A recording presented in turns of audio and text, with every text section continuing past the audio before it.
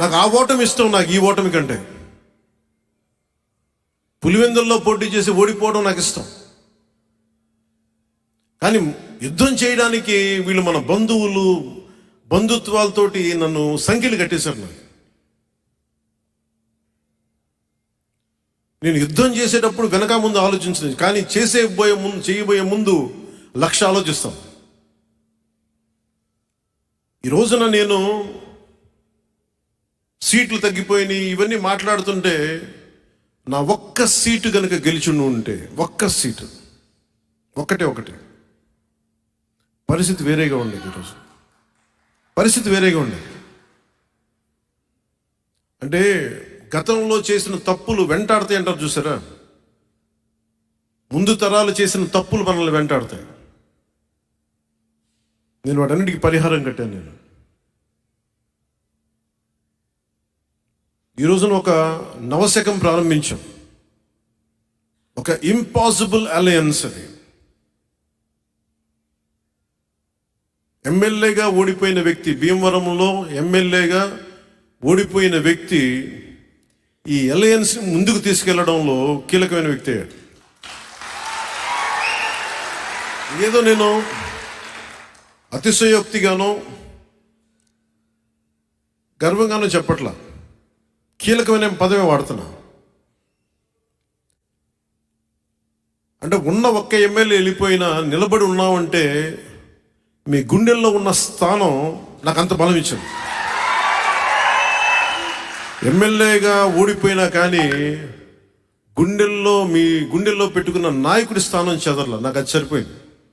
ఈ 5 సంవత్సరాలు మనందరం కూడా రకరకాల కేసులు ఎదుర్కొన్నాం. మహిళలు, సగటు మధ్యతరగతి మహిళలు కూడా అటెంప్ట్ మర్డర్ కేసుల మీద పెట్టేసి జైల్లో పెట్టారు వీళ్ళు. భీమవరంలో ఎంతమంది మీద ఫాల్స్ ఎస్సీ ఎస్టీ అట్రాసిటీ కేసులు. ఇందాక ఆంజనేయులు గారు కూడా అదే చెప్తున్నారు, ఆయన మీద కూడా SC ST false atrocity case, బెదిరించేయడాలు.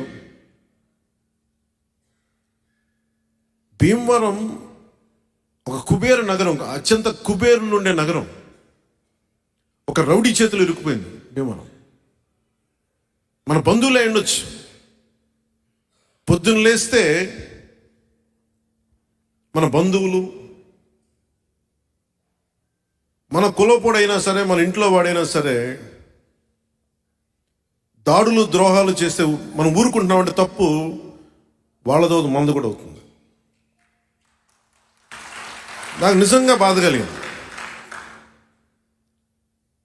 మీరు చెప్పండి, నేను కనుక అడ్డగోలుగా అన్యాయాలు దోపిడీ చేస్తే మీకు నచ్చదు కదా. నేను చాలామందికి బంధువు,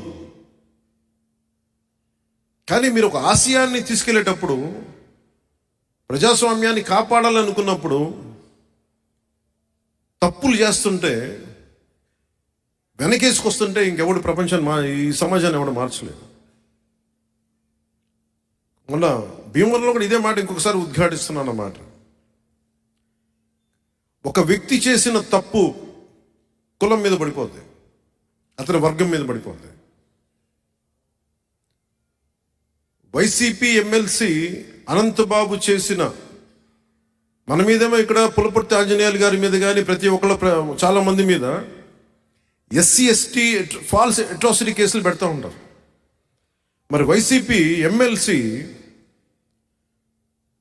తన దగ్గర పనిచేసే ఒక దళిత కులానికి చెందిన ఒక డ్రైవర్ని చంపేసి డోర్ డెలివరీ చేస్తే, జైల్లోంచి బయటకు వస్తే జైలు పలుకుతున్నారు, వెల్కమ్ బాస్ ఇస్ బ్యాక్ అంటే ఏమి సంకేతాలు పంపితే మీరు చెప్పండి. మన వాడే తప్పు చేశాడు, మన కులస్తుడే, మనోడే తప్పు, మనం కరెక్ట్ చేశాడని వాళ్ళు చేసిన తప్పుని మనం వెనకేసుకొస్తే ఇది అందరికీ దెబ్బ తగులుతుంది. భీమవరం కూడా నేను కోరుకుంటుంది, ఇప్పుడు దాకా నేను నోరెత్తలేదు, ఇప్పుడు ఎత్తుతున్నాను. గంధి శ్రీనివాస్ని అక్కడి నుంచి తరివేయాలి.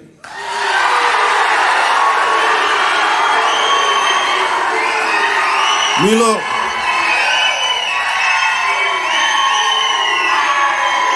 చాలా మందికి బంధువతం,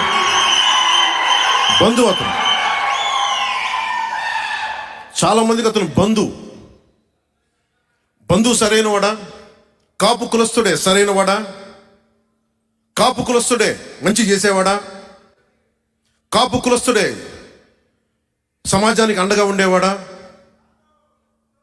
మరి అలాంటి వాడిని ఎలా వెనకేసుకొస్తాం? మన బంధువు అని చెప్పి, మన కాపు కులస్తులు అని చెప్పి ఎలా వెనకేసుకొస్తాం? ఇలా చేస్తే బుట్టలో, తాజా పండు ఉన్న బుట్టలో కుళ్ళిపోయిన పండు వస్తే మొత్తం ఎలా కుళ్ళిపోద్దో వెనకేసుకొచ్చే వాళ్ళు కూడా కుళ్ళిపోతారు. ఇది మీరు చాలా చాలా క్షుణ్ణంగా ఆలోచించాలి, లోతుగా అర్థం చేసుకోవాలి. ఒక వీధి రౌడీని ఎమ్మెల్యే చేస్తే